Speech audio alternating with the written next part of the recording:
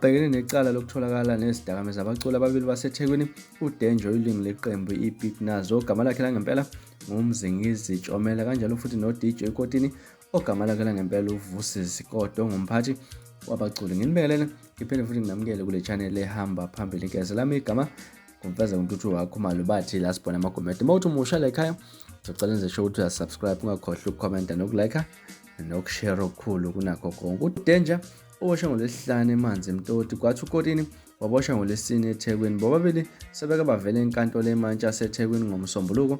Icala labo lihlehliselwe uLwesihlanu lwakusasa. Isoleze lithole ngemithombo eyahlukahlukene ukuthi uDenja uthole nezidakamizwa yase-Athlone Park eManzi Mtoti emzini kaDJ Kotini. uDJ Kotini yena uboshwe eThekwini engecala lokushushumbisa izidakamizwa zohlobo le-heroin okuthiwa watholakala eziphethe. Kuthi uDenja uthole nezidakamizwa emzimbeni ngenkathi eboshwa. Kunokudideka ngokwenzekile njengoba kwemanje uKotini use-Eastern Cape uthathwe ngamaphoyisa akhona.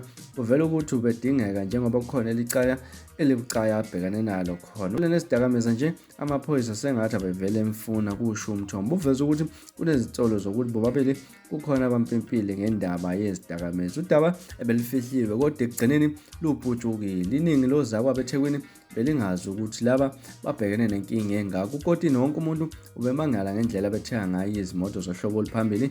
Manje sekuyacaca ukuthi umthombo ubushaye khona. Kuchaza laphana umthombo. Omunye umthombo uveza ukuthi uDJ Kotini khona udaba lemali ayithola ngokungekho emthethweni ebefuna ngamaphoyisa ngalo. Asazi ke noma leli cala lithinta imali noma iyona elibucayi alithinta owesifazane wase-Eastern Cape.